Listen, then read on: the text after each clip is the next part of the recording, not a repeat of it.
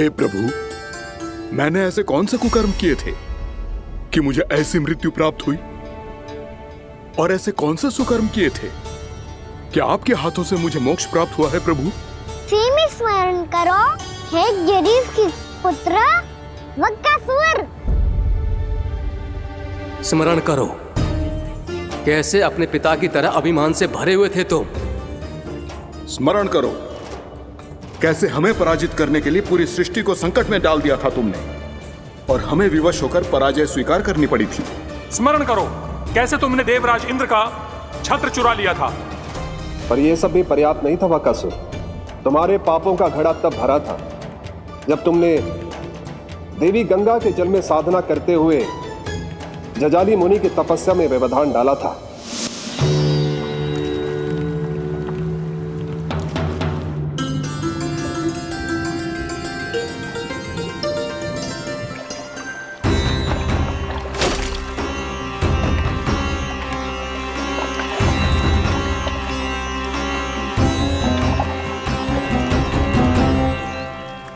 रुक क्यों गए चालक? नौका को आगे की ओर ले चलो। आगे बढ़ना उचित नहीं होगा महाराज। यहाँ से कुछ ही दूरी पर जालजली मुनि तपस्या कर रहे हैं। तो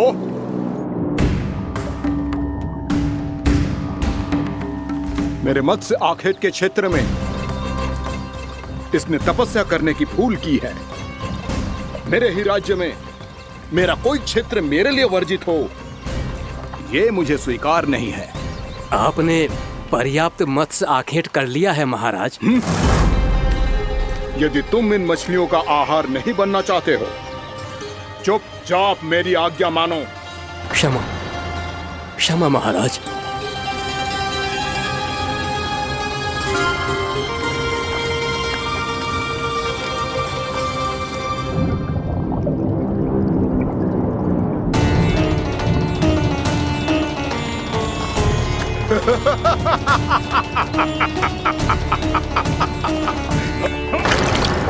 मुनिवर, रक्षा कीजिए, रक्षा कीजिए मुनिवर। हमारे प्राण बचाइए मुनिवर, मुनिवर हमारे प्राण बचाइए।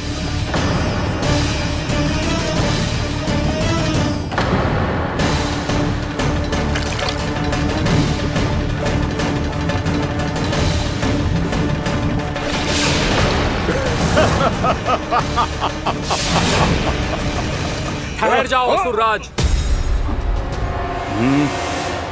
इन मछलियों को हानि ना पहुंचाओ। क्यों मुनि? अब मछलियां पकड़ने के लिए मुझे तुमसे आज्ञा लेनी पड़ेगी। तुमने तपस्या करने से पहले किससे आज्ञा ली थी? मां गंगा से, इस जल में रहने वाली सभी मछलियों से। इस उपकार के बदले इन सभी मछलियों को रक्षा करने का वचन दिया था। इसीलिए असुरराज, मैं शांति से कह रहा हूं, इस स्थान को अशुद्ध ना करो। चुपचाप यहां से चले जाओ, नहीं तो इसका परिणाम अच्छा नहीं होगा।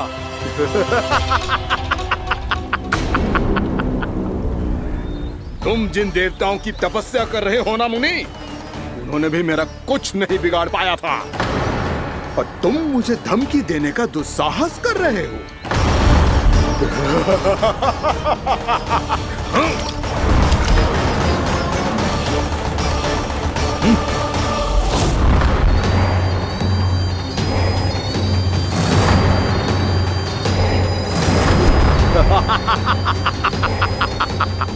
मूर्ख, विचारों से तो तू राक्षस है ही, और स्वभाव से उस बगुले की तरह है जो भूख ना होने पर भी उन निर्दोष मछलियों को आहार बनाता रहता है।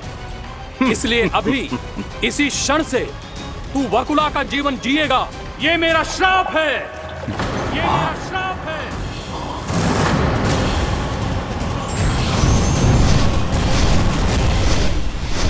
श्राप पाने के बाद तुम्हें आभास हुआ कि तुमने कितना बड़ा अपराध किया था, और तब तुम जजाली मुनि से क्षमा याचना करने लगे।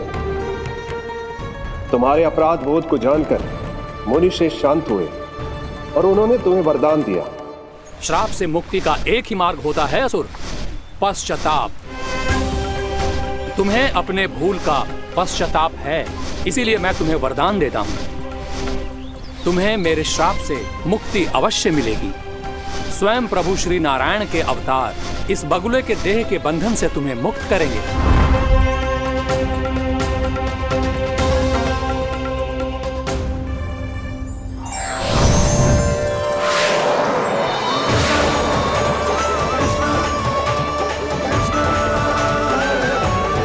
प्रणाम स्वीकार करें प्रभु।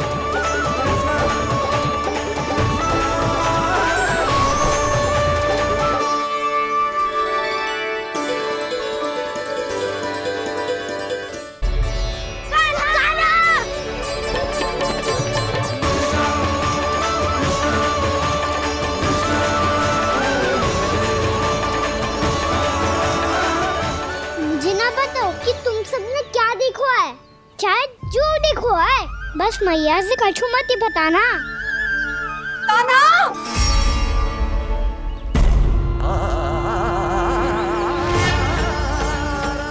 कान्हा! मेरा लल्ला!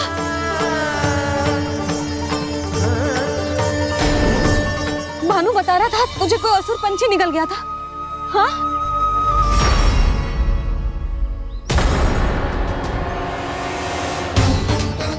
हे नारायण, ये क्या है?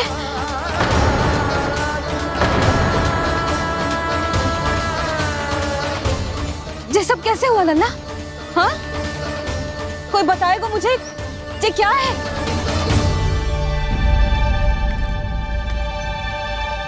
श्रीधामा, मधुमंगल, चिची को सब कुछ बता दो। ये असुर पक्षी मुझे निकलने वाला था रानी भाभी, तभी अंतिम क्षण में कान्हा ने आके मुझे बचा लियो। और ये असुर पक्षी ने कही कि यह है वृंदावन का राजकुमार, नंदराज का लल्ला। इसके होते कोई भी वृंदावन वासियों को हानि ना पहुंचा सकते। रानी भाभी, कान्हा ने अपने प्राणों की चिंता ना करी और इस क्रूर राक्षस से भिड़ गयो और इस राक्षस पक्षी ने इसे निगल लियो। इतना पर्याप्त है भोला काका, सब कुछ बताने की आवश्यकता नहीं है।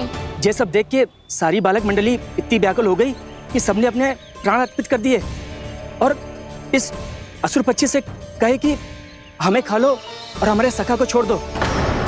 इन बालकों का पराक्रम देख के सभी देवतागण यहाँ आ गए और उनके हृदय भी पिघल गए और उन्होंने इस राक्षस पक्षी से युद्ध करके इसे मार गिराया। देवताओं के राजा इंद्र के वज्र का प्रहार तो मैंने अपनी आंखों से देखा है ताई जी। और फिर उसके बाद अग्निदेव ने अग्निवस्त्र का प्रहार किया। जय ना काकी, वरुण देव, कार्तिकेय, यमदेव सबने मिलके युद्ध किया इस राक्षस से। कहा था अभी मत बोलना।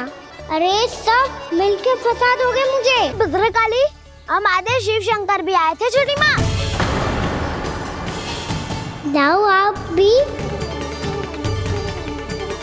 बाबा साईता, मुझे लगता है कि ये कान्हा भी इन्हीं देवताओं में से एक है। संभव तो है चीची, स्मरण है पूतना और तृणावर्त के आक्रमण के समय भी ऐसा ही हुआ था। सभी राक्षस मारे गए थे पर अपने कान्हा को एक खरोच तक न आई थी। हाँ जीजी, मुझे लगता था कि श्री नारायण की विशेष कृपा है हमारे कान्हा पे, पर अब तो देख के लग रहा है कि हमारा कान्हा ही स्वयं श्री नारायण है। या फिर उनका अवतार है ये। अरे बस करो तुम सब, ऐसा कछु ना है। अरे जितनी बात सुनी है उससे तो यही लग रहा है कि कान्हा देवताओं और असुरों की युद्ध के बीच में फंस गया था। उसका इस सब से कोई लेना देना ना है। तो फिर इसके तन पे एक भी खरोच क्यों ना आया नंदराज? हाँ,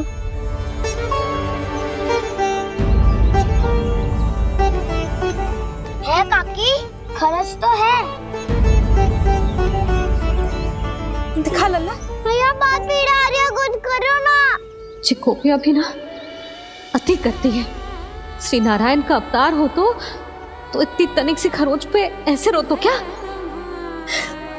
बस बहुत होगा। अब तो तुम सबने सीमा ही पार कर दी है। कभी से श्री नारायण बुलाते हो, कभी श्री नारायण का अवतार। तनिक कछु हो ना जाता है कि तुम सब कहानियां बुनने लगती हो। जे बस साधारण सा बालक है, मेरा लल्ला है जे भगवान मती बनाओ।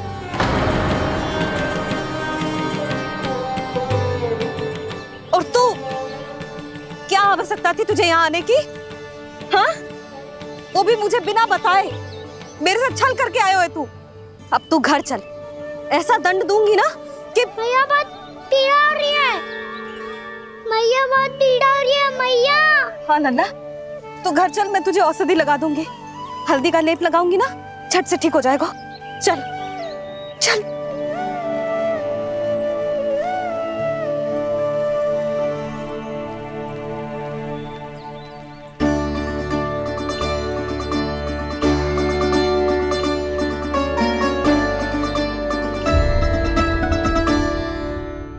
बहुत पीड़ा हो रही है मैया। हाँ नन्ना, तू घर चल, मैं तुझे औषधि लगा दूंगी। हल्दी का लेप लगाऊंगी ना, झट से ठीक हो जाएगा। चल चल।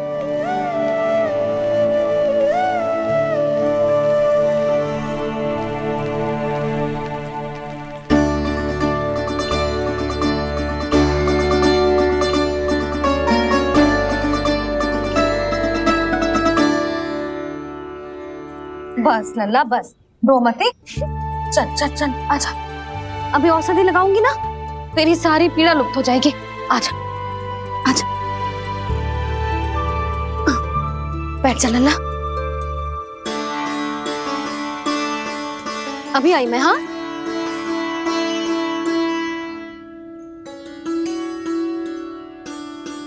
मैया। अरे तू अभी तक रो रो है? क्या कह रही थी सारी गोपियां? बता। के मेरा लल्ला श्री नारायण का अवतार है, दिव्य है, भगवान है। और जो भगवान इतनी छोटी सी चोट पे रोते हैं क्या? इतनी तो लगी भी ना है तुझे जितना तो तू आ ऊ कर रो है।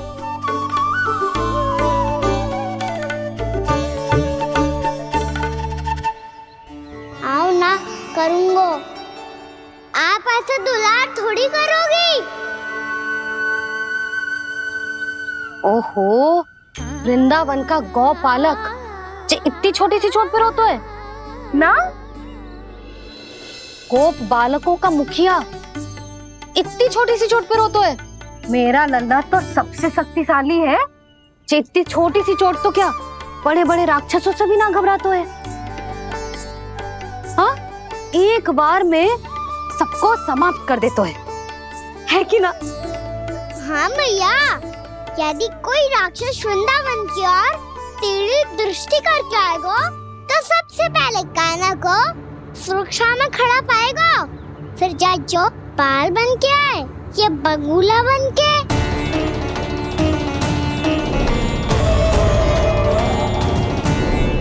ना लल्ला, सोचो भी मती।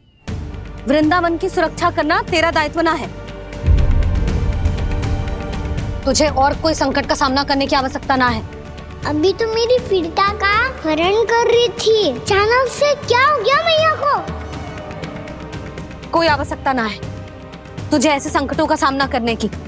आने दे आज तेरे बाबा को, सीधा सीधा बोल दूंगी। बहुत हो गए उनके तर्क वितर्क। मेरा फूल सा लल्ला वन में अकेले गौचारण के लिए ना जाएगो। आज बगुले ने निकल लियो, कल का छू और हो जाए तो? नारायण ना करे, कहीं कछु ऊंच नीच तुझे कछु हो जाए तो? मैं तो जीते जी मर जाऊंगी।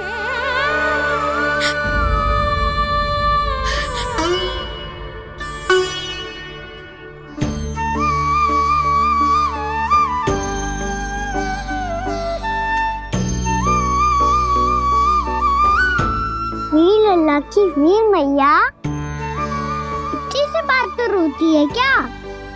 क्या करूं कान्हा, तुझे ऐसे बार बार संकट के मुंह में जाते हुए ना देख सकती मैं। तो करो भैया, मैं वचन देता हूँ। आज के बाद मैं गौचारण के लिए तभी जाऊंगा जब आप आज्ञा दोगी। पक्का छल ना करेगा ना मेरे साथ? मैंने कब छल करो मैया? अच्छा ठीक है, ना करूँ छल।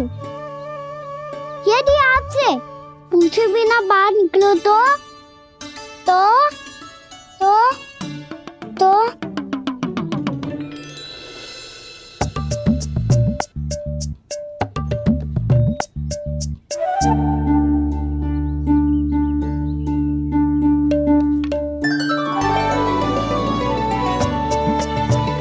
ये रही आपकी छड़ी और ये रही मेरी पीठ।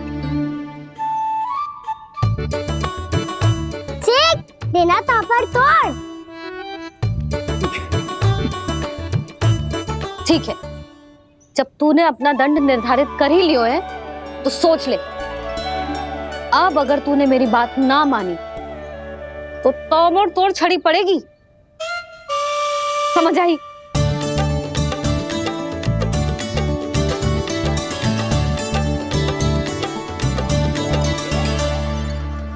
अच्छा ही है कि कान्हा कुछ दिन घर ही रहे। आज वन में जो हुआ है अवश्य कंस ने ही करवाए हुए वो सब।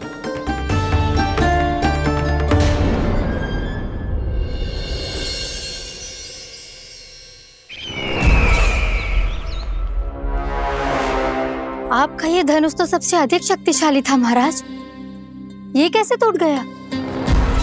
कहीं ये बकासुर की पराजय का संकेत तो?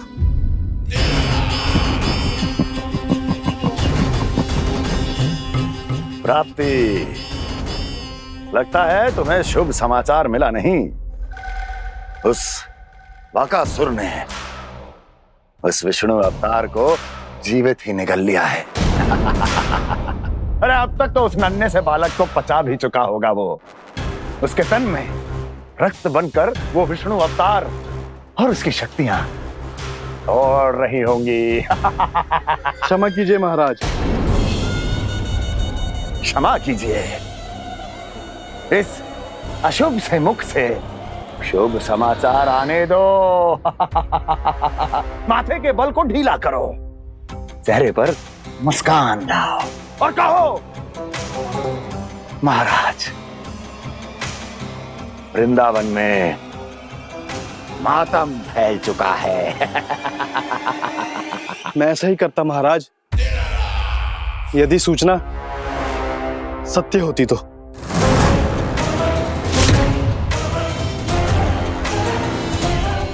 कहना क्या चाहते हो? एक क्षण में सूचना उगलो, अन्यथा मेरा योद्धा बकासुर विष्णु अवतार की तरह तुम्हें भी जीवित निकल जाएगा। आने दो। बकासुर मारा गया महाराज, बकासुर मारा गया महाराज, बकासुर मारा गया। बकासुर मर चुका है? असंभव।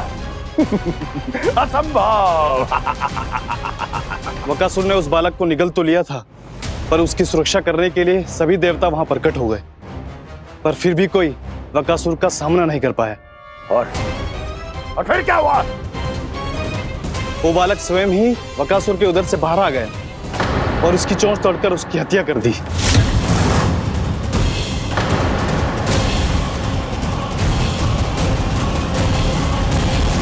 वन में बकासुर की चोंच टूट गई और यहाँ आपका ये धनुष।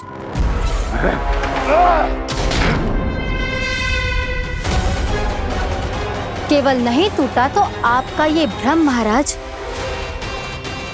क्षमा कीजिएगा महाराज, आपका भ्रम टूटना आवश्यक है।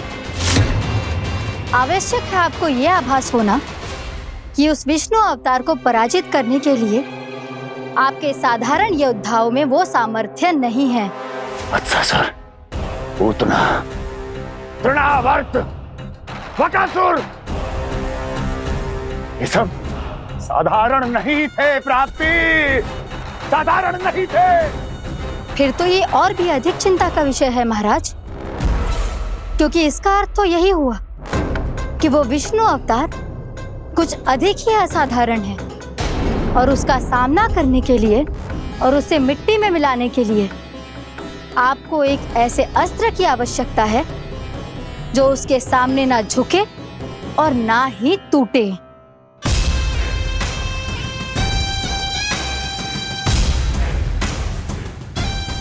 तो फिर मैं ऐसा ही अस्त्र ढूंढूंगा, चाहे आकाश पाताल एक क्यों ना करना पड़े मुझे, 10 दिशाएं 14 भुवन क्यों ना नापने पड़े मुझे, मैं उस अस्त्र को अवश्य ढूंढ निकालूंगा जो उस विष्णु अवतार के प्राणों की डोरी इस धनुष की तरह तोड़ सके।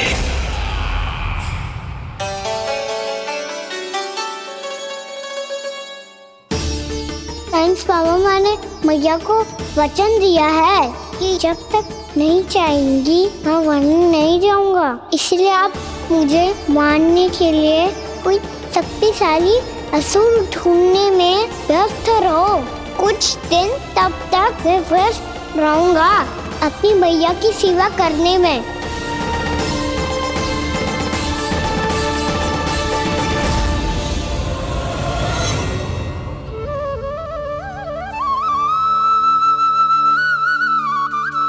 लो मैया, तुलसी जी को चढ़ाने के लिए जल।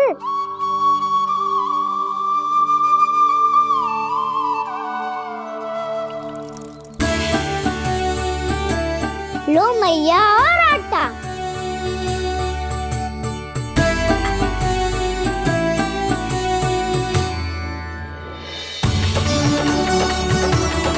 लो मैया, बेलन।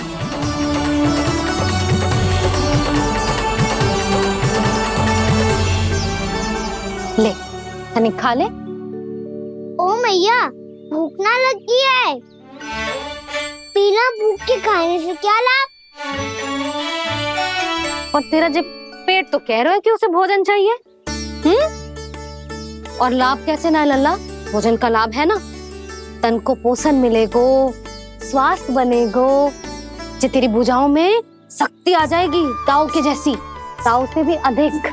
तेरे जे केस भी लंबे हो जाएंगे। सच्ची मैया? सच्ची। माप के देख लियो नित्य दिन। तनिक खा।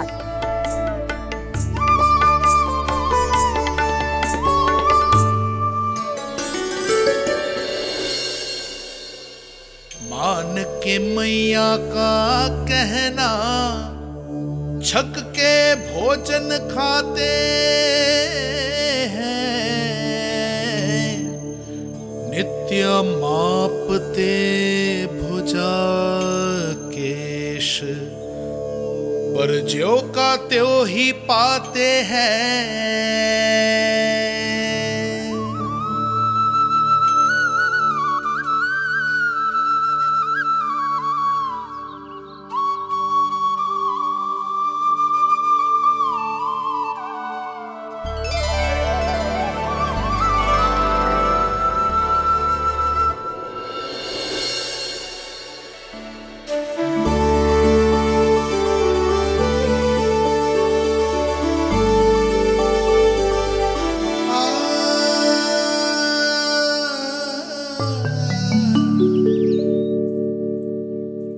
ले लल्ला, फल खा ले। ना, मुझे ना खाने फल वल। क्यों? लंबे केस और शक्तिशाली भुजाएं ना चाहिए? व्यर्थ है ये सब। पिछले 10 दिनों से देख रहा हूँ, ना केस लंबे हुए हैं, ना भुजाएं शक्तिशाली बनी है। 10 दिन में का चुनाव होने वाला। 10 सप्ताह ऐसे खाएगो ना, तब जाके कुछ बदलाव दिखेगो। समझ आई? चल अब खा ले। वैसे भी मुझे बहुत सारी तैयारियां करनी है आज। इसीलिए मैया, एकादशी के व्रत के लिए लल्ला। सुनो जी, सारी सामग्री आ गई? हाँ, तुमने जो कही थी सब ले आए हूँ।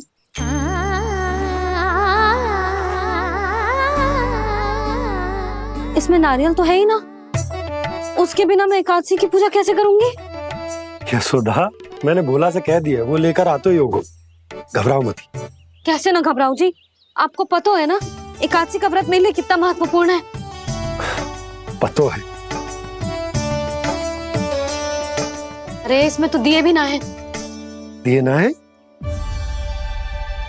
अब मैं अभी लेकर आता आप रहने दो, मैं ही लेके आती हूँ। भक्त भोला राम के यहाँ से है। भक्त भोला राम? मेरा अर्थ है कुमार भोला यहाँ के यहाँ से। हाँ हाँ वो ही।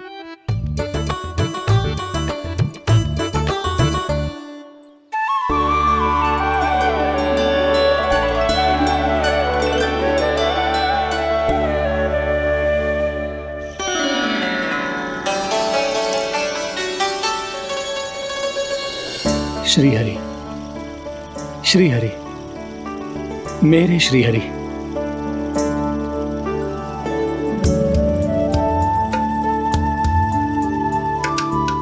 मेरे श्री हरि। भोला राम, मेरी मटकी तैयार है? मेरे श्री हरि, मेरे श्री हरि।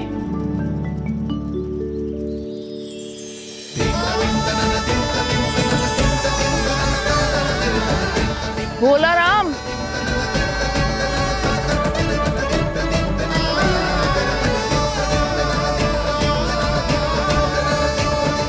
भोला काका, ओ भोला काका।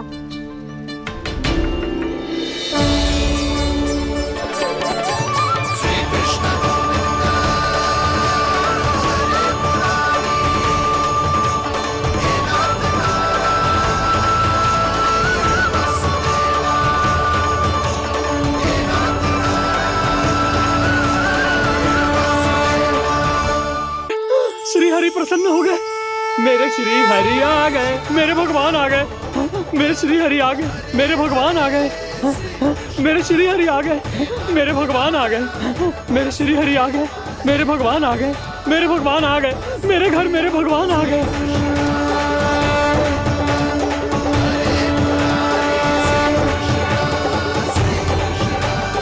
मेरे घर आ गए, मेरे श्री हरि आ गए। हाँ मेरे श्री हरि आ गए।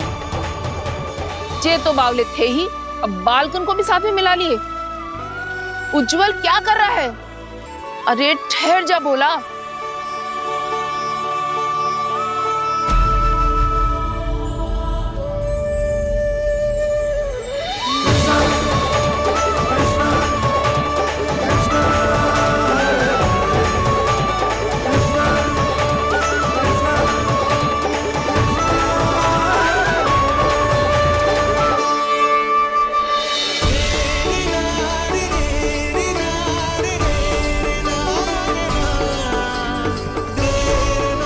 प्रेम से बुलाओ, आएंगे हरि भी।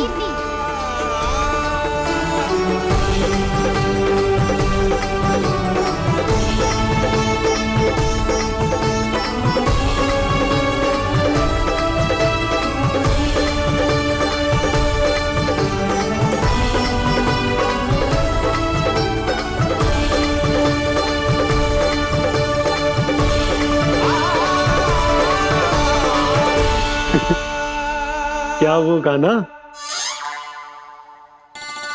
किसकी धुन में झूम रहा तू? निर्मल निशा भक्ति की धुन में।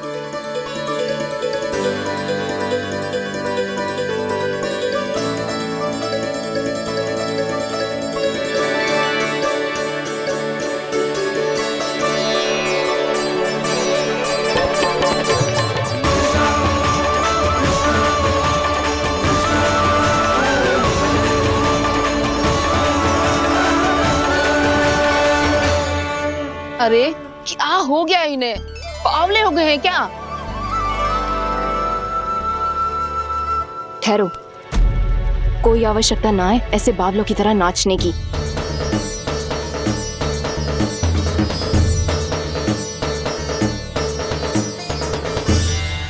बावले ना है मौसी, भक्ति में रम गए। बस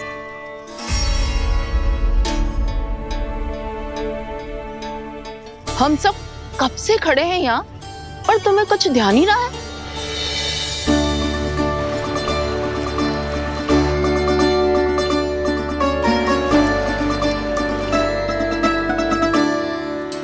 नाच गाने में ऐसे मगन हुए कि हमें देखा भी ना।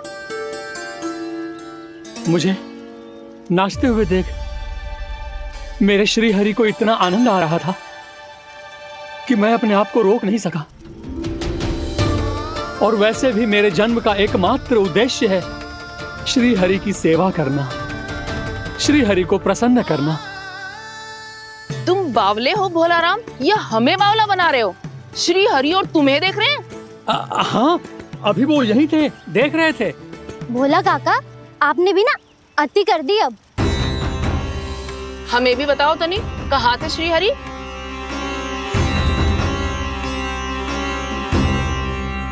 ना जाने अपना उपहास करवाने में क्या आनंद आता है इन्हें। देखो, अब तुम सच मानो या झूठ, लेकिन हमरे श्री हरि यहीं थे, इसी चाक पर अभी। हाँ, लो सुन लो इस मूर्ख की बात। श्री हरि को और कोई स्थान ना मिलो जो इसके मिट्टी के चाक पे आकर बैठेंगे। श्री हरि को और कोई स्थान ना मिलो जो इसके मिट्टी के चाक पे आकर बैठेंगे। श्री हरि को और कोई स्थान ना मिलो जो इसके मिट्टी के चाक पे आकर बैठेंगे। जैसी मैया भैंसुरी लल्ला, दोनों का कुछ पता ही ना चलतो, कब किस बात पर प्रसन्न हो जाए और किस बात पर रुष्ट। अरे मैं भला असत्य क्यों बोलूंगा? अभी अभी यही थे श्री हरि। हाँ,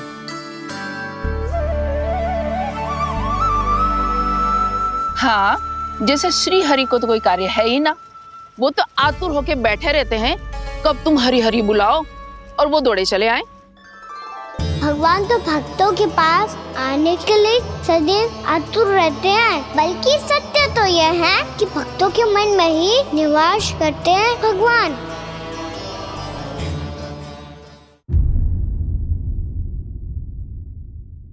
भला असत्य क्यों बोलूंगा? अभी अभी यही थे श्री हरि। हाँ,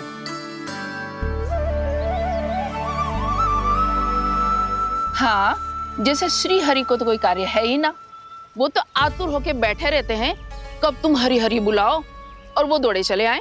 भगवान तो भक्तों के पास आने के लिए सदैव आतुर रहते हैं, बल्कि सत्य तो यह है कि भक्तों के मन में ही निवास करते हैं भगवान। भगवान तो भक्त के पास आने के लिए सदैव ही आतुर रहते हैं शंकरी मौसी। बल्कि सच्ची बात तो ये है कि भगवान हमारे मन में ही निवास करते हैं। कम से कम तू तो इसे बढ़ावा मत दे जशोदा। जब देखो जब हरि नाम की रट लगाए रहते है।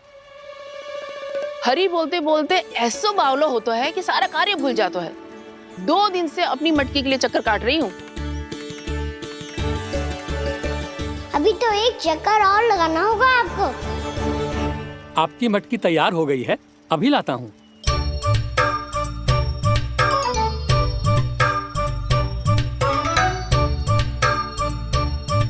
लो जी मटकी।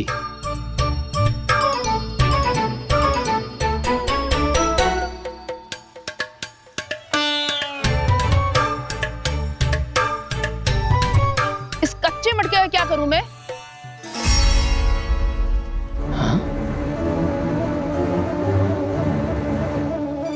पर इसे तो मैंने भट्टी में पकाया था। अब तू ही देख ले कितना ध्यान रहता है इस कार्य पे।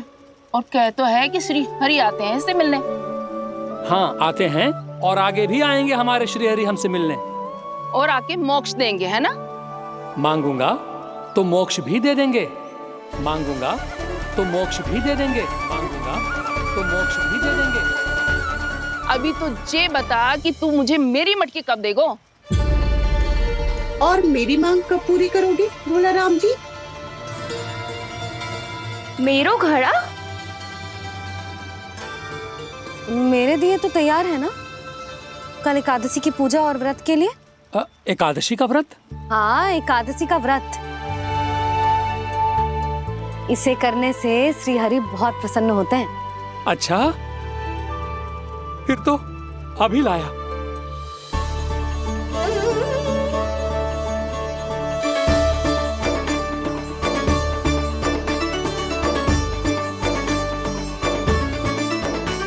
लो जी आपके दिए।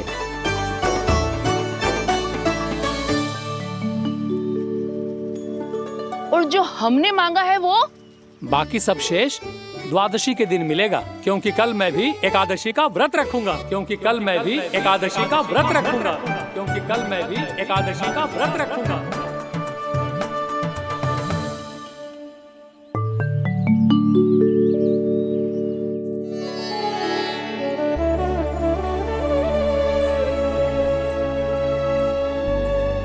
जानकी, फूलों का प्रबंध हुआ कि ना? हाँ भाभी, जे रहे। सदैव विलंब कराती है। पर भाभी इस बार तो फूल समय से ही लाई थी। क्या हुआ यशोदा, अभी तो पूजा की तैयारी ना हुई? देखो ना मौसी, ये जानकी ना कुछ छूट ही जाता है इसके कारण। एकादशी की पूजा और व्रत आते ही जसोदा भाभी इतनी वग्र हो जाती है। ऐसो क्या होगा इस पूजा में?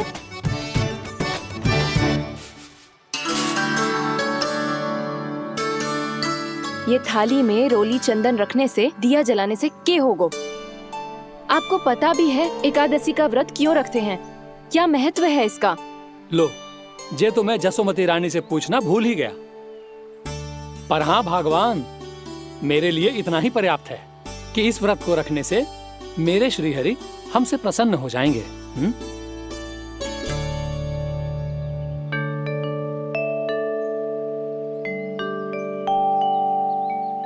नारायण ही जाने ऐसे कैसे पूजा करते हैं जे श्री हरि की एक मूर्ति तक ना है इनके पास।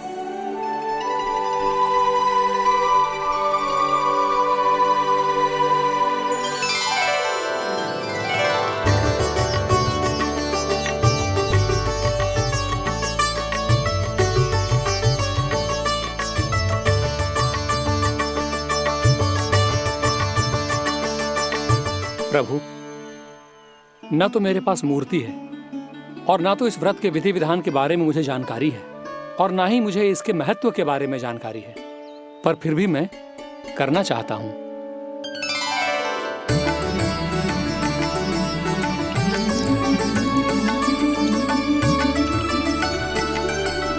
इसीलिए मैं दृढ़ संकल्प लेता हूं, पूरी निष्ठा के साथ, श्रद्धा के साथ और पूरी आस्था के साथ मैं इस व्रत को संपन्न करूंगा।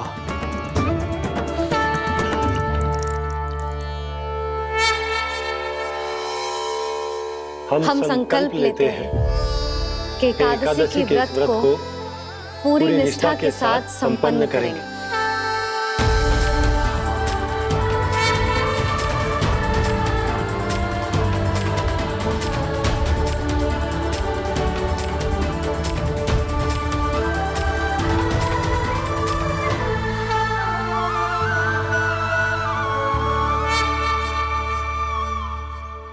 तुलसी जी के पत्ते तो हैं ही ना।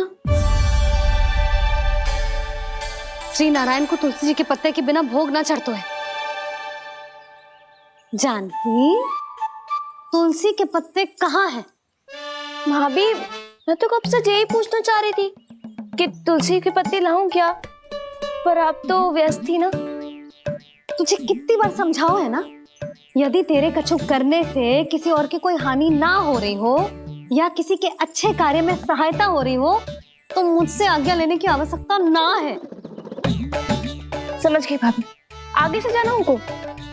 ले अभी लेकर आती हूँ।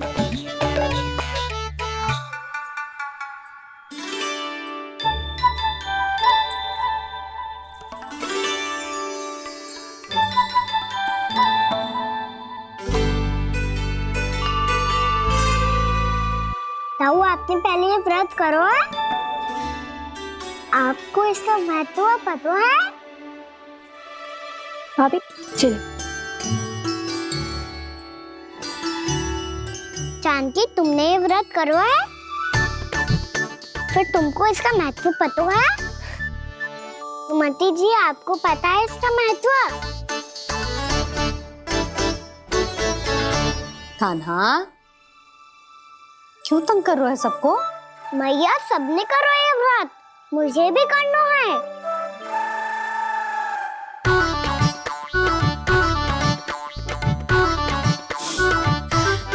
ये व्रत केवल बड़ों के लिए होती है लल्ला।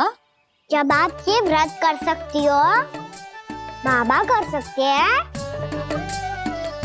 ये सारी गोपियां कर सकते हैं, वो भी कर सकते हैं, तो मैं क्यों ना कर सकता? क्योंकि तू कल तक भूखा ना रह पाएगा लल्ला। जब भक्त रह सकते हैं, फिर मैं क्यों नहीं रह सकता? मेरा अर्थ है कि नारायण के भक्त मैया, मैया मान जाओ ना, मुझे करने दो ना ये व्रत। अपनी लल्ला पे आप विश्वास ना है आपको? विश्वास है। अच्छा ठीक है, तू भी कर ले।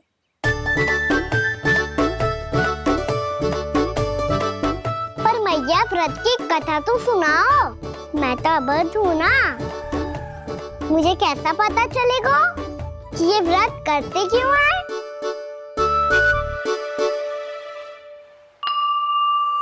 प्रभु, मुझ अबोध को कैसे पता चलेगा कि इस व्रत का क्या विधि विधान होता है और क्यों रखा जाता है और इसका महत्व क्या होता है? मुझे तो आप ही बता सकते हैं प्रभु। जब व्रत कर रहे हैं तब उसका महत्व भी पता होना चाहिए ना। बताओ ना मैया, क्यों रखते एकादशी का व्रत? इसके लिए तो तुझे एकादशी की कथा सुननी होगी। सुनेगो ना?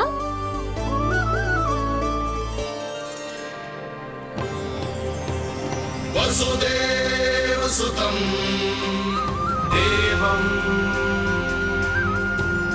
कंसचाणूरमर्दनम् श्रीहरि, यशोदा परमानन्दम् कृष्णं वन्दे जगद्गुरुम्। वाह प्रभु, अपने भक्तों को एकादशी व्रत का महत्व समझाने का अच्छा उपाय खोज निकाला है आपने।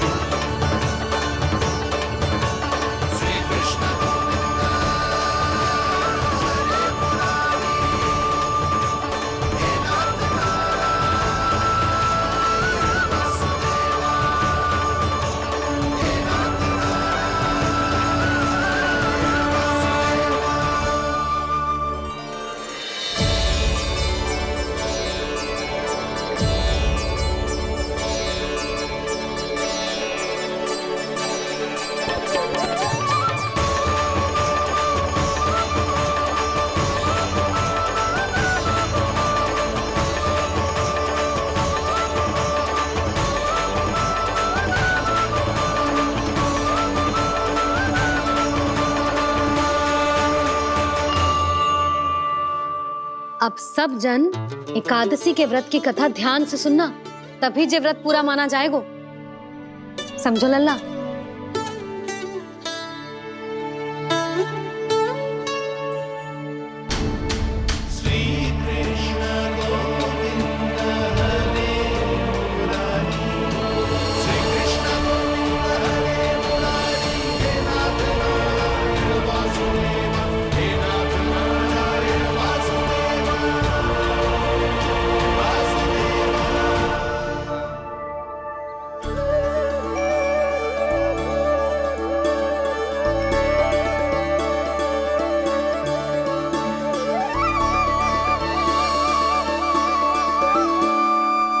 सतयुग में चंद्रावती नाम के नगर में मूरा नाम का एक असुर राज्य करता था। ओम ब्रह्मदेवाय नमः। ओम ब्रह्मदेवाय नमः। ओम ब्रह्मदेवाय नमः। ओम ब्रह्मदेवाय नमः।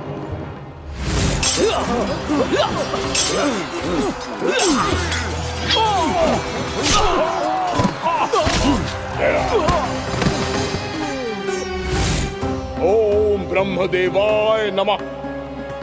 ओम ब्रह्मदेवाय नमः। जब उसने देवताओं के हाथों असुरों की पराजय देखी, तब वो वरदान पाने के उद्देश्य से ब्रह्मा जी की तपस्या करने चला गो।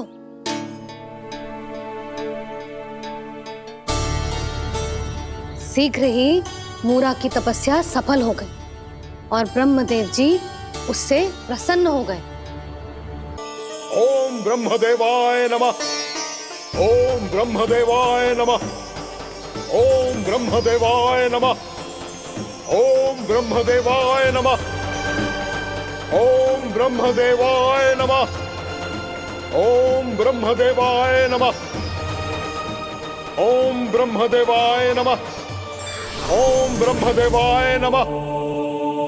मूरा, प्रणाम ब्रह्मदेव। तुम्हारी तपस्या सफल हुई। बोलो, तुम्हें क्या वर चाहिए? सृष्टि के रचयिता ब्रह्मदेव, कृपया मुझे ऐसा वरदान दीजिए जिसकी सहायता से मैं त्रिलोकी विजयी बन जाऊं और कोई देवता मुझे पराजित ना कर सके। यहां तक कि देवताओं के रक्षक, सृष्टि के संचालक भगवान श्री विष्णु के लिए भी मैं अपराजय रहूं। तथास्तु, तथास्तु, तथास्तु। प्रणाम ब्रह्मदेव।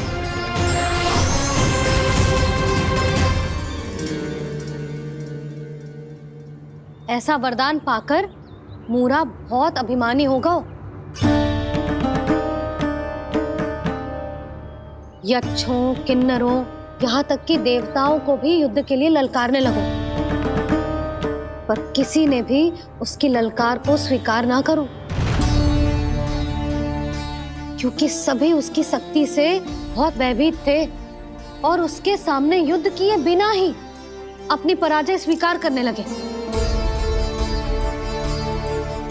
और फिर दंभ में आके उसने स्वर्ग लोक पर भी आक्रमण कर दिया और देवराज इंद्र तक को चुनौती दे डाली।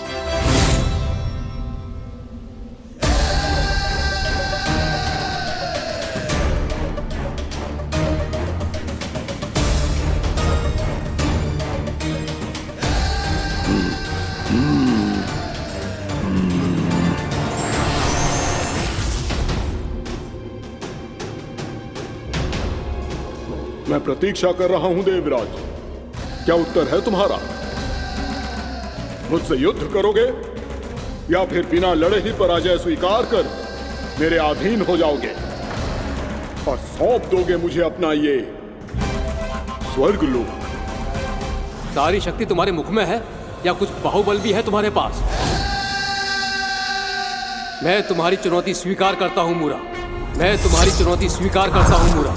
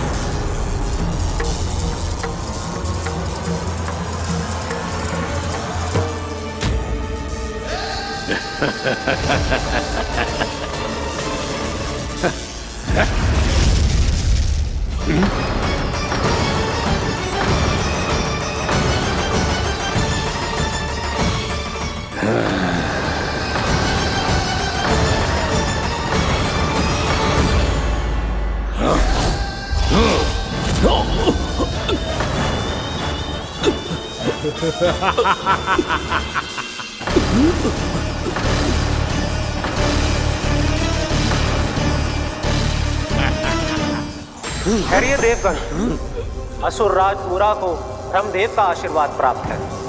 आप में से कोई भी इन्हें पराजित नहीं कर पाएगा।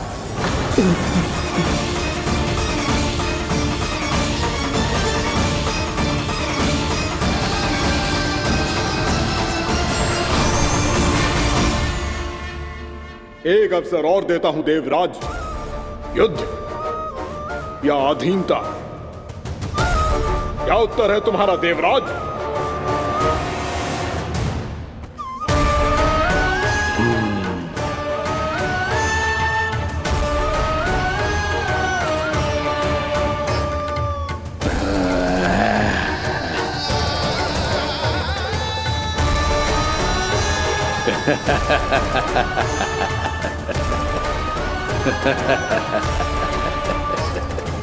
इंद्र और सभी देवताओं ने मूरा के आतंक में आके उससे भयभीत होके अपना सिंहासन छोड़ दियो। अब मूरा स्वर्ग का अधिपति बन गयो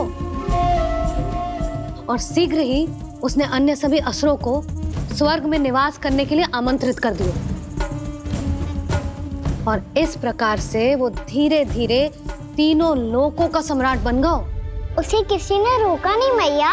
ना लल्ला, इतना साहस किसी में था ही ना। और फिर ये निश्चित करने के लिए कि भविष्य में किसी और असुर की मृत्यु ना हो, वो यमराज पे भी विजय प्राप्त करने के लिए यमलोक की ओर प्रस्थान कर दियो। वो तो अपने आप को और सभी असुरों को अमर बनाना चाहता था। पर देवता और यमराज भी उसकी ये योजना समझ गए थे। इसीलिए उसके आने से पहले ही सारे देवताओं ने श्री नारायण से सहायता के लिए गुहार लगाई। अब केवल आप ही कुछ कर सकते हैं प्रभु। अभी तो मूरा केवल त्रिलोक का स्वामी है, और यदि उसने यमलोक भी जीत लिया तो वो जीवन को ही नियंत्रित नहीं करेगा प्रभु, वो मृत्यु का भी स्वामी हो जाएगा। ऐसे में पहले सृष्टि का संतुलन तो नष्ट होगा प्रभु, और फिर स्वयं सृष्टि ही नष्ट हो जाएगी।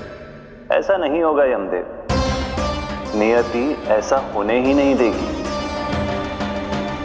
विधि रचेगी खेल और मैं बनूंगा माध्यम। असुर राज मुरा का सामना मैं करूंगा।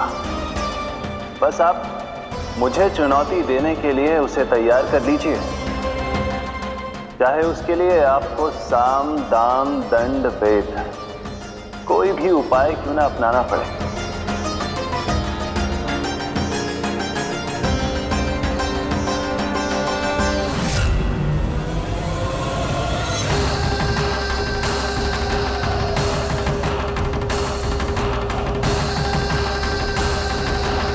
आप तो मेरी प्रतीक्षा में पहले से ही खड़े हैं यमदेव। तब तो आपने मेरी चुनौती के बारे में भी सुना ही होगा। कहिए, क्या उत्तर है आपका? मेरा स्वागत करके अपना राज्य त्यागेंगे या मेरा सामना करके अपने प्राण? असुर राज मुरा का सामना मैं करूंगा। बस आप मुझे चुनौती देने के लिए उसे तैयार कर लीजिए, चाहे उसके लिए आपको साम दाम दंड भेद कोई भी उपाय क्यों ना अपनाना पड़े।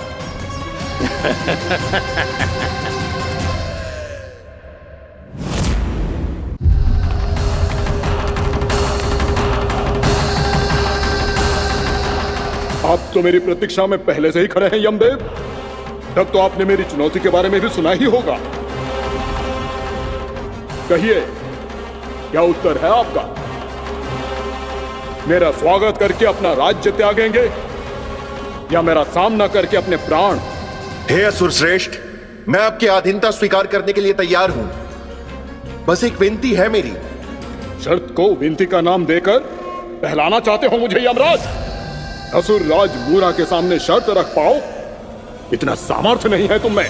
इसका आभास है मुझे असुरराज, पर मैं आपकी अधीनता स्वीकार करूं इससे पहले आपको स्वामी धर्म का पालन करना होगा। मेरे पुराने स्वामी के क्रोध से मेरी रक्षा करनी होगी आपको। कौन है तुम्हारा पुराना स्वामी? भगवान श्री नारायण। और छोटी माँ, मूरासुर को तो श्री नारायण से भी रक्षा का वरदान प्राप्त था ना? यही तो श्री नारायण की लीला थी बलराम। पर वो राक्षस अपने दम में जे समझ ही ना पाओ कि वो क्या भूल करने जा रहा है, और पहुंच गओ भगवान श्री नारायण को चुनौती देने के लिए।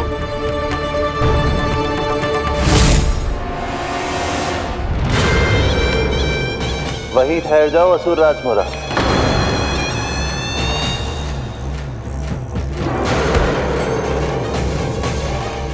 यहाँ क्यों आए? आपको पराजित करने और ये वैकुंठ जीतने, ताकि मैं यमलोक का स्वामी बन सकूं। फिर आओ, युद्ध भूमि में मेरा सामना करो।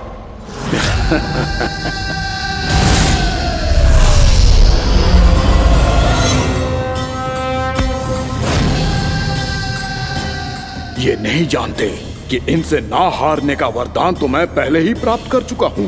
इसलिए युद्ध ठीक से आरंभ हो पाए उससे पहले ही इन्हें जीत लूंगा मैं।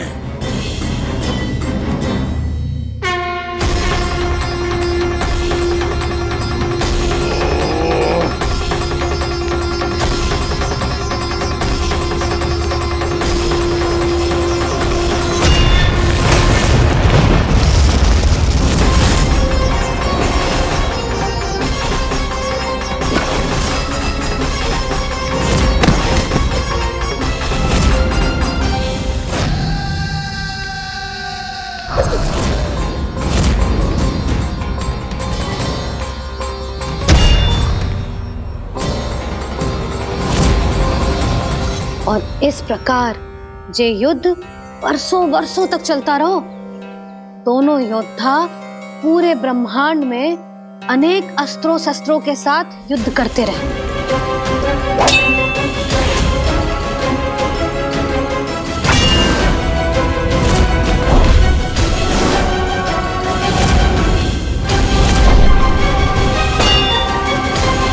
फिर क्या हुआ मैया?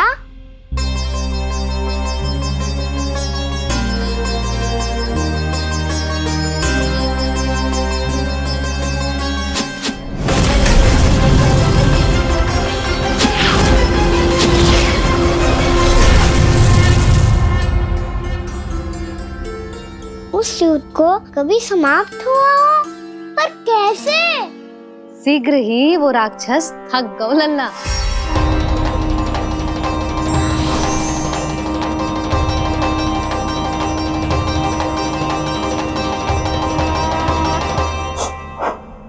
खड़े खड़े देख क्या रहे हैं नारायण?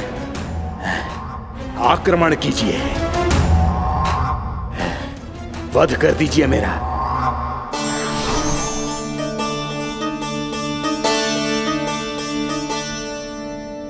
मैं तुम्हारी वीरता से प्रभावित हूं,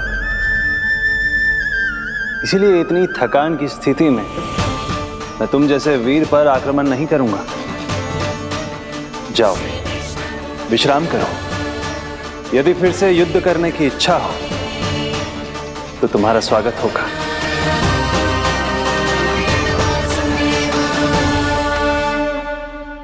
जे कह के श्री नारायण बद्रिका आश्रम चले गए और वहां हिमवत नाम की एक कंदरा में ध्यान लगा के बैठ गए। उधर वो राक्षस विश्राम करने लगो। अनेकों दिन बीत गए और अब वो राक्षस मूरा फिर से स्वस्थ होके बलवान हो गया था। उसने अपनी सारी शक्ति फिर से प्राप्त कर ली थी। श्री नारायण ने उस पर दया करी थी, पर वो फिर से श्री नारायण को छलने को तैयार होगा।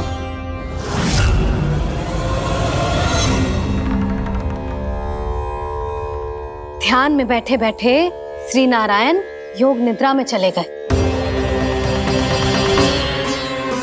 पर दुष्ट मूरा इसी अवसर का लाभ उठा के उनकी कंदरा में घुस आयो ताकि वो सोते हुए श्री नारायण पे आक्रमण कर सके।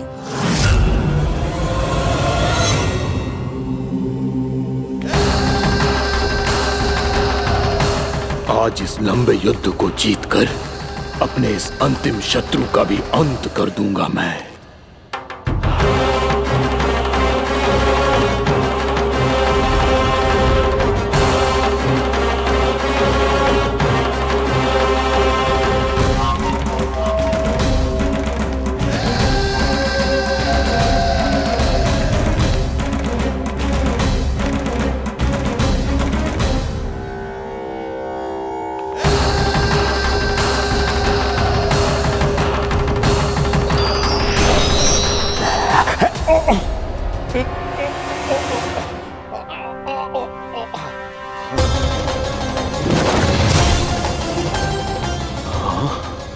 दुष्ट राक्षस, प्रभु ने तुझ पर दया की, तुझे संभलने का अवसर दिया। तू इन्हीं पर ही छल से वार करने चला है।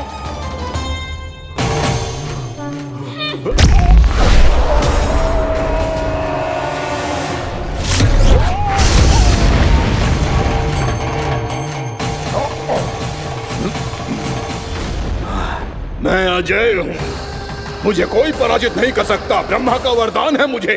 तूने नारायण से अपराजय होने का वरदान मांगा था मूर्ख, उनकी शक्ति से नहीं। ध्यान से देख, मैं तेरी मृत्यु हूँ, मृत्यु।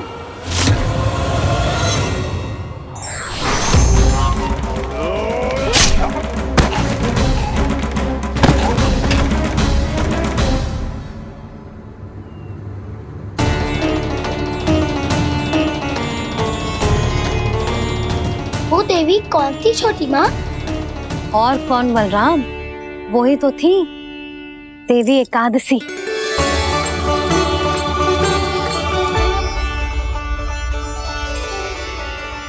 मुझे क्षमा कीजिए प्रभु, आपकी आज्ञा के बिना ही युद्ध करके आपके शत्रु को मृत्यु के घाट उतार दिया। क्षमा नहीं, आपकी तो प्रशंसा होनी चाहिए देवी। असुर राज को मारकर आपने सभी देवताओं को मुक्त करवाया है। इस पापी के अहंकार से तीनों लोकों की रक्षा की है आपने। आप एकादशी की तिथि पर मेरी एकादश इंद्रियों से उत्पन्न हुई हैं। इसीलिए मेरे सभी भक्त आपको उत्पन्न एकादशी के नाम से जानेंगे। सभी तिथियों में आपका स्थान सर्वश्रेष्ठ होगा। जिस तरह आपने राक्षस के आक्रमण से मेरी रक्षा की है, उसी प्रकार एकादशी के दिन व्रत करके जो भी भक्त आपकी कथा सुनेगा, मैं स्वयं उसकी रक्षा करूंगा। जो आपकी पूजा करेगा उसे मेरी विशेष कृपा प्राप्त होगी और उसके साथ साथ उसे मिलेगा धन, सिद्धि और मोक्ष।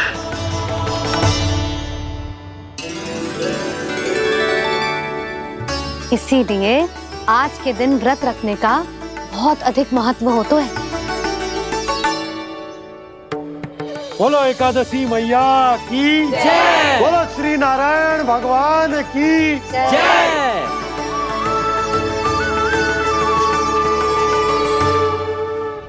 प्रभु की कृपा से एकादशी का महत्व भी पता चल गो और मेरा व्रत भी सफल हो गो। अब भी नहीं भूला राम, एकादशी का व्रत पूरी तरह तभी सफल होता है जब द्वादशी के दिन उसे पूरा किया जाता है।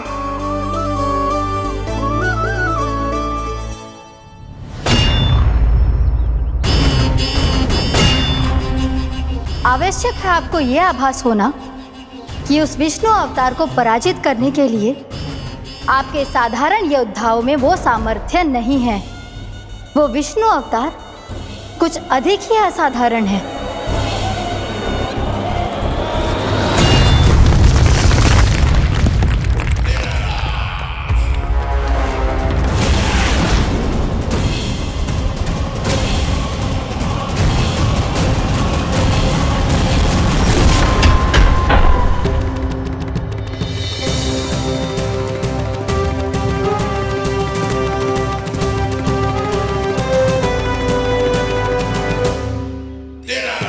अब मैं दिखाऊंगा उस विष्णु अवतार को असाधारण शत्रु क्या होता है।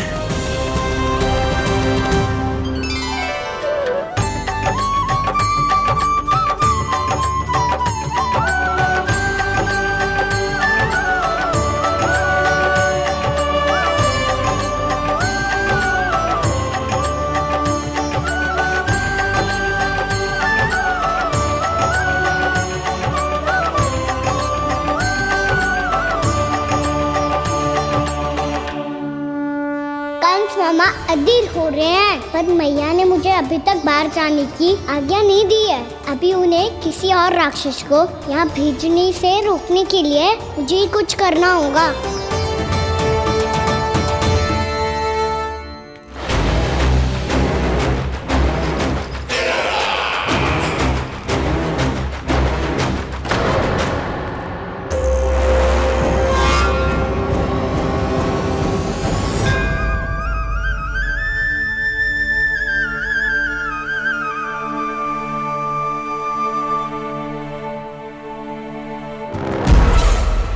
कौन हो तुम?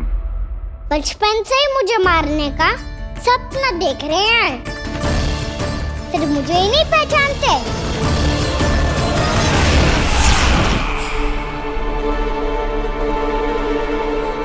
बचपन से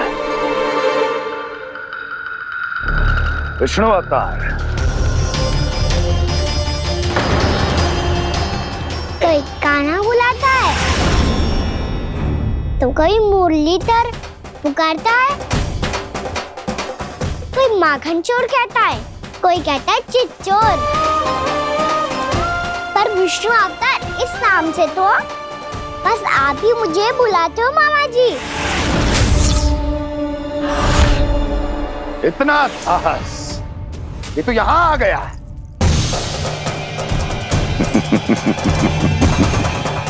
यहां आ तो गया तू विष्णु अवतार, किंतु यहां से जीवित नहीं जाएगा। तेरे इस शीश को तेरे धड़ से अलग कर दूंगा मैं।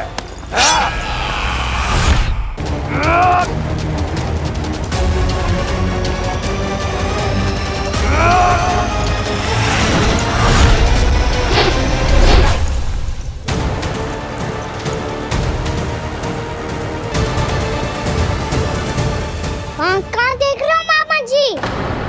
मैं तैयार हूँ।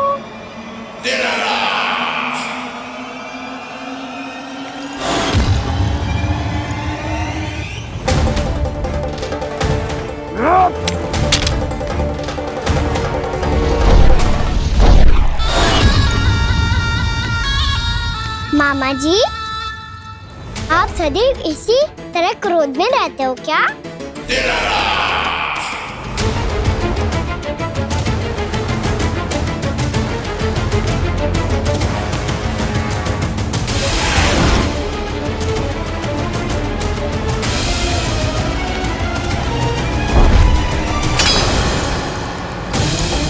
छोड़ छोड़ मेरी तलवार को।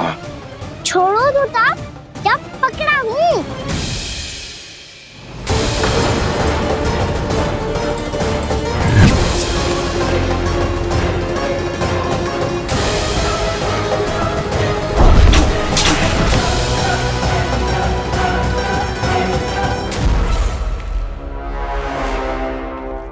मामा जी,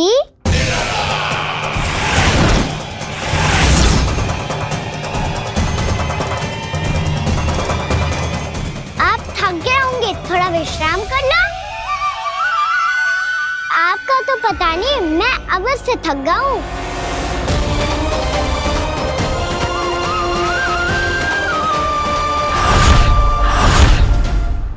मेरे सिंहासन पर बैठने का तू साहस? अभी तो बस अभ्यास कर रहा था मामा जी। भविष्य में मुझे तो बैठना है यहाँ। आपने बल प्रयोग करके से अपने पिताजी से छीना था, मैं आपसे छीन लूंगा। जो छल और बल से लिया जाए वो अधिक समय तक टिकता नहीं है मामा जी।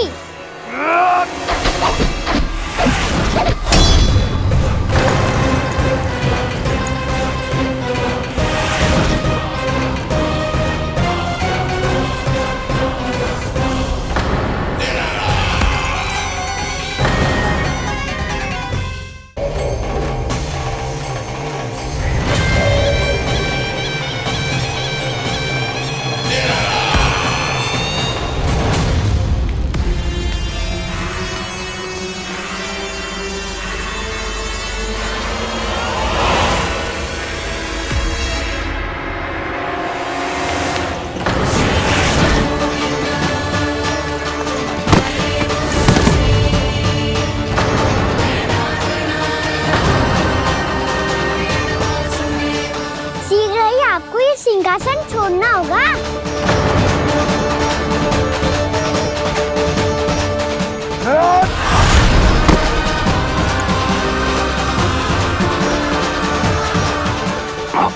वो मेरा सिंहासन छीनना चाहता। वो आ रहा है, वो आ रहा है। सैनिकों! दुर्जन, बंद कर दो सभी द्वार और झरोखे। सब के सब इसकी हर संभावना पर इतना कड़ा पहरा बिठा दो कि ना तो कोई महल के भीतर आ सके ना तो बाहर जा सके। मुझे महल की चप्पे चप्पे की सूचना चाहिए। जाओ।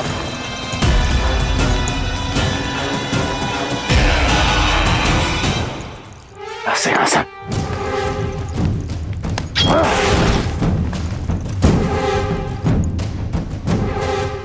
अब आ दुष्ट मायावी, ए छलिया विष्णु अवतार, मैं कंस तेरी प्रतीक्षा कर रहा हूं। देखता हूं मेरे सिंहासन पर कैसे बैठता है तू।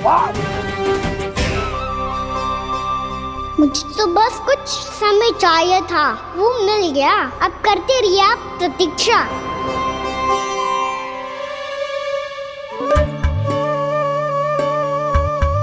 जी अपने आप से बातें क्यों कर रहे हैं जी?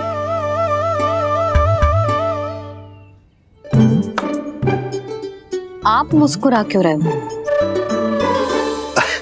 ना कछु ना। बताओ क्यों मुस्कुरा रहे हो? तुम्हीं पर गए हैं जी। जब तुम व्रत करती हो तो तुम भी ऐसा ही करती हो। इसी प्रकार भूख अधिक लगने पर अपना ध्यान भटकाने के लिए स्वयं से ही बड़बड़ाती रहती। होगा। आपको तो बस मेरा उपहास उड़ाने के लिए बहाना चाहिए।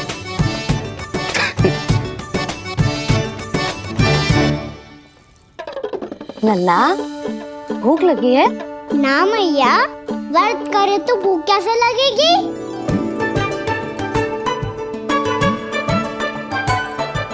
यदि लगी हो तो छोटे बालकों को थोड़ी बहुत भूल चूक क्षमा होती है। कछु ना तो फल तो तू खा ही सकते है। अब तो पूरे नियम और विधि विधान से व्रत तोड़ूंगा। कल द्वादशी के सुबह मुहूर्त के अनुसार। ठीक।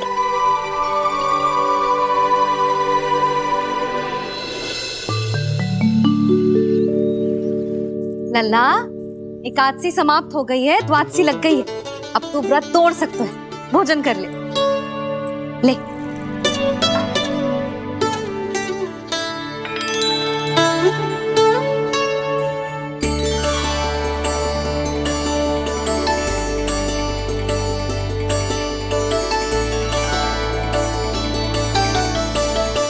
आज तो कार्य कर लीजिएगा।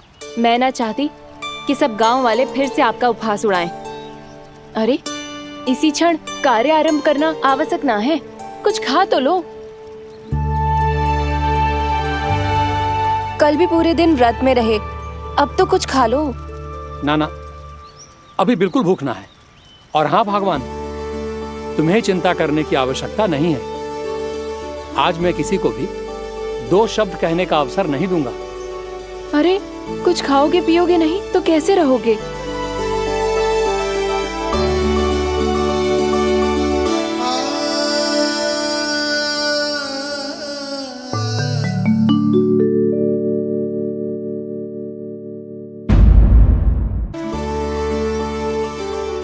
अरे इसी क्षण कार्य आरंभ करना आवश्यक ना है। कुछ खा तो लो।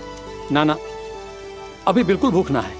और हाँ भगवान, तुम्हें चिंता करने की आवश्यकता नहीं है। आज मैं किसी को भी 2 शब्द कहने का अवसर नहीं दूंगा।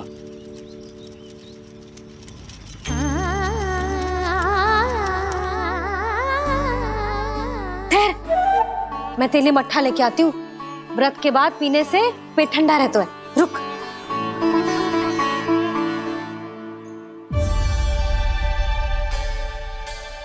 भक्तों ने अभी तक व्रत नहीं तोड़ा है, मैं कैसे तोड़ लूं?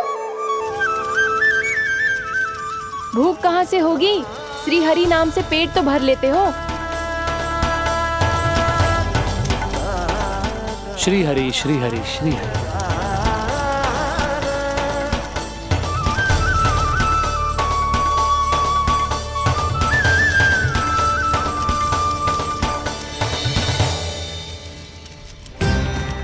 हरि हरि प्रभु हरि, हरि हरि प्रभु हरि, हरि हरि प्रभु हरि, हरि हरि प्रभु हरि। कल से अन्न का एक दाना ना गो है पेट में। अब क्या व्रत तुड़वाने भी आपके प्रभु ही आएंगे? अब क्या व्रत तुड़वाने भी आपके प्रभु ही आएंगे? मैया,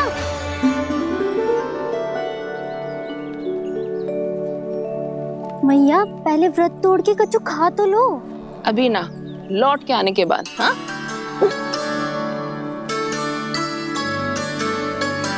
बलराम, ठहरो पुत्र, पहले कुछ खा लो। व्रत तोड़ना आवश्यक होता है। मैया ने एकादशी का महत्व बताया। लगता है मुझे सबको द्वादशी पर व्रत तोड़ने समाप्त करने का महत्व बताना होगा। हरि हरि हरि हरि हरि मेरे हरि।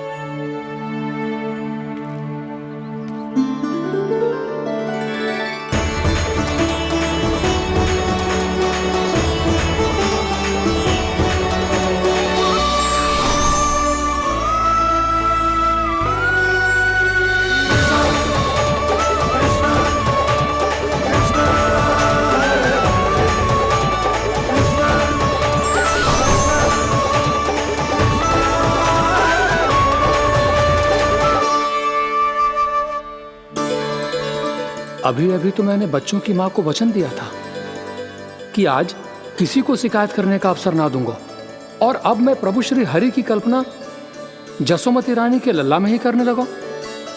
ना ना, ये ठीक ना है।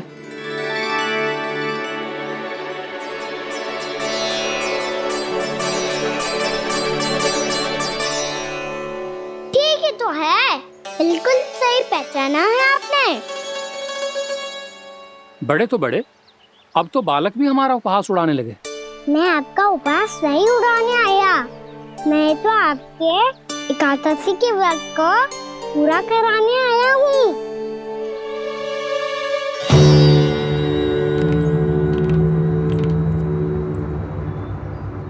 कान्हा,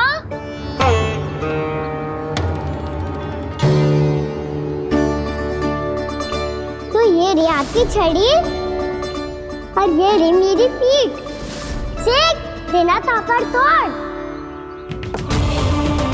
आज तो इसकी पीठ सेक के रहूंगी मैं। मैया घर पे भूखी मुझे ढूंढ रही होगी। लो आज द्वादशी के दिन पहले प्रहर में भोजन करके अपना एकादशी का व्रत पूरा करो आप। धन्यवाद राजकुमार, पर अभी हमें भूख नहीं है। बहुत सारा काम पड़ा है, और अभी थोड़ी ही देर में शंकरी बहन भी अपनी मटकी लेने आती होंगी।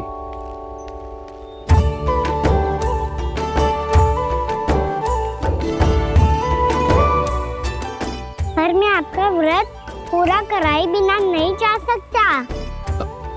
भला क्यों? भक्त भूखा रहे और भगवान खा ले, ऐसा हो सकता है भला?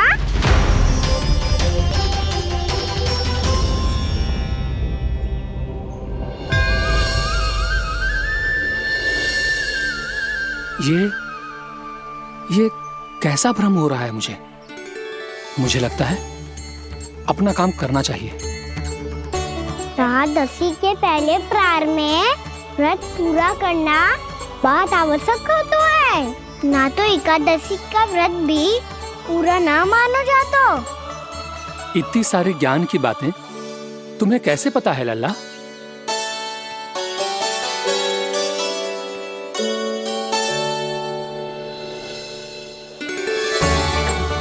जैसे एकादशी की कथा होती है, वैसे द्वादशी की महिमा भी